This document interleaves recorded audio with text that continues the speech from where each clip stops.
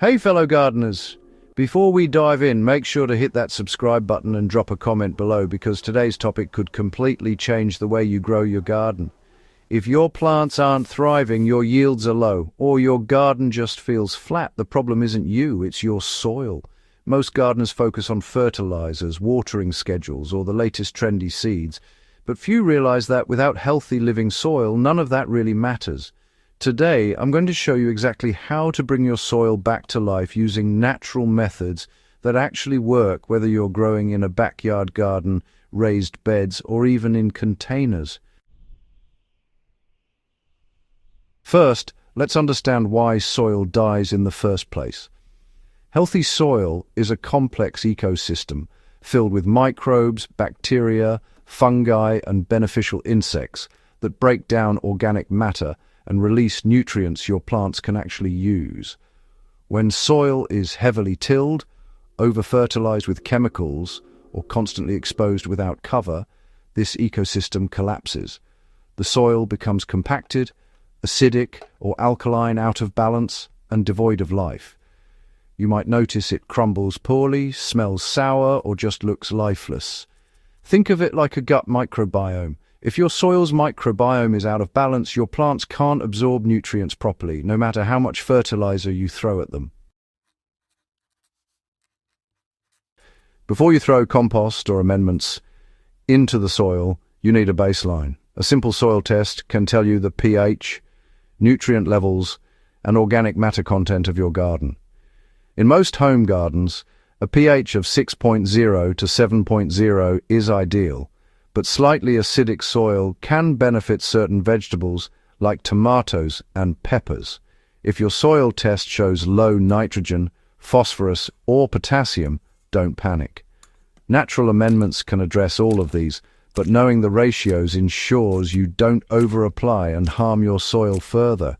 For example, if nitrogen is low, layering a thin 1-inch layer of well-rotted compost over the soil combined with a side dressing of alfalfa meal at 2 tablespoons per square foot can give your plants a steady, gentle nutrient supply. Most gardeners focus on feeding plants directly, but if your soil is dead, the nutrients aren't available anyway. To revive your soil, you want to focus on adding organic matter and encouraging microbial life. Compost is king here, but it's not the only solution. You can incorporate aged manure, leaf mold, kitchen scraps, or even grass clippings, but be careful to layer them properly to avoid compacting the soil. Start by spreading 2 to 3 inches of compost over your beds, then gently work it into the top 6 inches of soil. This isn't about deep tilling. Minimal disturbance preserves the structure and beneficial organisms. Over time, these organic materials will decompose, feed microbes, and improve water retention. One of the best-kept secrets in natural soil restoration is cover cropping. Plants like clover, vetch, rye, and buckwheat can, dramatically improve soil fertility and structure. They act like living mulch, protecting the soil from erosion while feeding it through their roots. Legume cover crops, such as clover or vetch, even fix nitrogen naturally, so you won't need synthetic fertilizers. Sow a cover crop at the end of your growing season, and let it grow until just before it flowers. Then, cut it down and leave the residue on the soil surface. Over a few weeks, it will decompose and enrich your soil, while keeping the microbial life active. For example, planting crimson clover at a ratio of 1 ounce per 10 square feet can cover the soil quickly and boost nitrogen content significantly by the next planting season. Many conventional gardeners don't realize that herbicides, chemical fertilizers, and even excessive lime or gypsum can disrupt soil life. Synthetic fertilizers feed plants immediately but often leave the soil biologically starved. Instead, focus on slow-release natural fertilizers like fish emulsion, rock phosphate, or bone meal. For instance, if you're planting tomatoes, a handful of bone meal, around 2 tablespoons per plant, mixed into the planting hole supplies phosphorus for strong roots, while a light side dressing of fish emulsion every 3 weeks keeps nitrogen levels steady without harming microbes. Over time, your soil becomes self-sustaining, requiring fewer external inputs. A diverse garden isn't just beautiful, it's a lifeline for your soil. Mixing different types of plants, alternating deep-rooted and shallow-rooted crops, and leaving some perennial or native plants encourages a wide range of microbial life.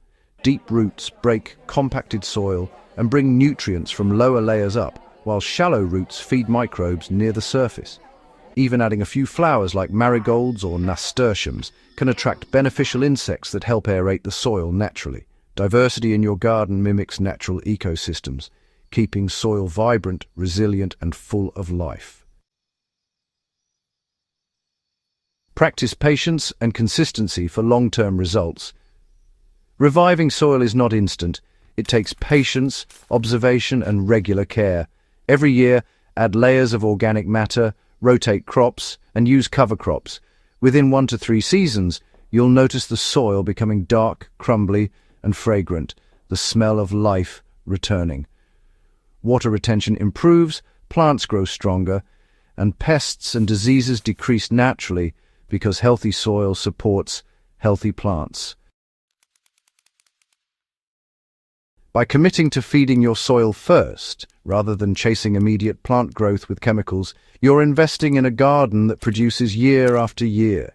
Your efforts compound, creating a self-sustaining cycle of fertility and abundance.